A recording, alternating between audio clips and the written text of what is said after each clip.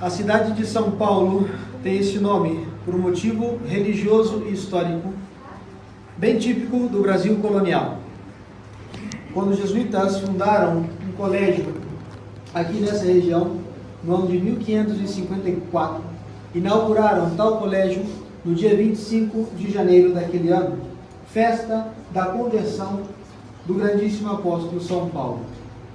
Então, São Paulo, no dia de sua conversão, é o maior padroeiro aqui da cidade de São Paulo, e em toda a arquidiocese de São Paulo é festa de primeira classe. Por isso, no dia de hoje, nós celebramos no lugar do terceiro domingo da Epifania a festa da conversão de São Paulo. A conversão de São Paulo foi sempre vista como um dos maiores exemplos da ação soberana da graça, da misericórdia divina e do verdadeiro arrependimento. Lembre-se, a conversão é obra exclusiva da graça de Deus. Santo Agostinho se perguntava: quem ousaria dizer que Paulo escolheu a Cristo antes de ter sido escolhido pelo mesmo Cristo? Como vemos na epístola de hoje, Saulo não estava buscando a verdade, não estava procurando a verdade, senão que a combatia, a perseguia. A sua conversão mostra que a graça procede, move e transforma a vontade. Lembre-se, a conversão não começa quando o homem decide, senão quando Deus chama. E Deus tem várias maneiras de chamar as nossas almas. Uma delas é por meio da humilhação. São João Crisóstomo enfatiza o seguinte, que o fato de que São Paulo tenha sido derrubado no chão e tenha ficado cego não é um mero detalhe, senão que uma característica da pedagogia divina, de como mover a conversão por meio da humilhação. E anota assim São João Crisóstomo: aquele que vinha para deixar os outros cegos é privado da vista para aprender a ver. São Paulo, com aquele zelo violento que caracterizava o seu trabalho de perseguição aos cristãos, foi humilhado, ficando cego. Quem pode perseguir aquele que não vê? Quem pode correr atrás aquele que cai no chão? E Deus fere então o orgulho para curar a alma. E São Paulo entende muito bem essa obra da mão divina. E essa mesma divina providência previu, determinou que o santo apóstolo, que o apóstolo das gentes, tivesse dois nomes, com duas origens diferentes, com dois significados quase antagônicos. Há de se acreditar que o nome do grande apóstolo já era Saulo Paulo antes de sua conversão. Por quê? Porque ele era homem de origem do povo judeu. Contudo, ele nasceu na jurisdição romana. Lembre-se que no momento São Paulo reclama a sua cidadania romana. Fala: por acaso um cidadão romano pode ser flagelado, pode ser açoitado? Como filho do povo de Israel, seu nome era Saulo, em memória, em lembrança daquele grande rei do passado, o primeiro rei de Israel, cujo nome significa desejado, pedido, solicitado. Esse mesmo nome que está vinculado à ideia de grandeza, porque o primeiro rei de Israel, o rei Saul, era um homem alto, um homem grande, um homem forte.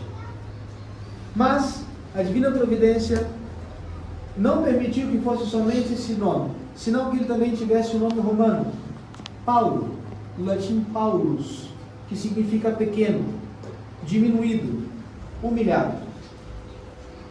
São Paulo, que já tinha esse nome, depois de receber da ação divina a humilhação, muda qual nome ele usava. Primeiro, quando era grande perseguidor, quando era conhecido em Jerusalém como aquele que perseguia os cristãos, usava o nome grande, desejado, procurado, mas uma vez convertido, usa um nome que significa pequeno, diminuído, humilhado. Mas Deus não destrói a natureza, senão que a aperfeiçoa. Deus não destruiu a Saulo, ele construiu, transformou Paulo. Como ensina Santo Tomás de Aquino, a graça não anula a natureza, senão que a aperfeiçoa. E a conversão de São Paulo demonstra isso de maneira claríssima. Primeiro, quando era Saulo, foi um zeloso e violento perseguidor. Uma vez humilhado, uma vez convertido, ele torna-se um zeloso e ardente apóstolo de Cristo. E assim Santo Tomás afirma: a mesma força que o impelia a perseguir, depois da graça, impeliu-o a sofrer por Cristo. Vejam só que na epístola que narra a conversão de São Paulo, Nosso Senhor fala: ali eu lhe mostrarei o quanto terá que sofrer por mim. Assim como ele teve o zelo de fazer as pessoas sofrer, ele recebeu de Deus a missão de sofrer pelas mesmas pessoas que ele perseguiu. E nesse zelo, depois da conversão, é o que grande maioria dos convertidos falham. Assim falham no zelo pelas coisas de Cristo, que colocam em total inércia a sua santificação e quizás perdem a sua mesma salvação. Todos nós passamos por conversões. Todos. O batismo é uma conversão. Todas as confissões devem ser pequenas conversões. Um vício combatido e vencido é uma conversão. Mas, num determinado momento das nossas vidas, nós temos uma grande conversão. Já seja na decisão do Estado, se terei vida religiosa, se terei vida matrimonial, já seja quando eu tomo alguma grande atitude que mudará o meu futuro sobrenatural, isso devém também de uma conversão. E, por que não dizê-lo, quando eu adoto a única posição que é possível cultuar o verdadeiro catolicismo. Quando eu assumo essa posição, é claro que também é uma grande conversão. Mas muitas vezes nós falhamos nisso, nos convertemos, mas todo aquele zelo que nós tínhamos antes da conversão fica reduzido ao nada depois da conversão. Por exemplo, todos aqueles entusiastas da mal chamada renovação católica carismática, que eu apelido como a revolução caótica carismática. Quantas pessoas têm um entusiasmo e um zelo gigantesco? Missões, retiros, pregações, orações. Quantas pessoas têm um zelo gigantesco lá naquela época, mas depois da sua conversão, depois que se tornam verdadeiramente católicos, têm que lutar para rezar 1/3 do Santo Rosário todos os dias. Não acompanham a São Paulo em sua conversão. Nós não podemos nos deixar perder pelo zelo anterior quando não éramos católicos. A graça supõe a natureza, mas se o homem colocar barreiras à graça, Deus já não pode atuar, porque Deus nunca passa por cima do nosso livre-arbítrio, porque se isso fizesse, entraria em contradição.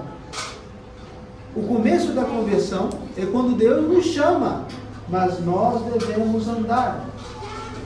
Qual foi o momento da conversão de São Paulo? Quando ele caiu, ficou cego. Ali ele se converteu. Mas, e se ele não tivesse seguido as palavras de Cristo? Ele falou: o que queres que faça? E Cristo falou: vai até Damasco, procura tal homem e fale com ele. Se São Paulo não tivesse feito isso, de que lhe teria valido a conversão? Ficaria cego para o resto da vida. Isso acontece quando nós não nos convertemos de maneira completa, não fazemos o que nosso Senhor pede, não cumprimos as leis da igreja. Nosso Senhor nos alerta, naquela parábola do administrador infiel, que os filhos das trevas são mais zelosos, mais sagazes nas suas obras das trevas que os filhos da luz. Então, queridos fiéis, peçamos a Deus a graça de ser fiel à nossa conversão. E assim como São Paulo, fazer mais por Deus do que antes fizemos contra Deus. E que a Santíssima Virgem Maria, Rainha de todos os apóstolos, nos conceda a graça da fidelidade a essa conversão e que essa amizade para com Deus perdure até o nosso último suspiro. Ave Maria Puríssima. Pai, do Filho e do Espírito Santo.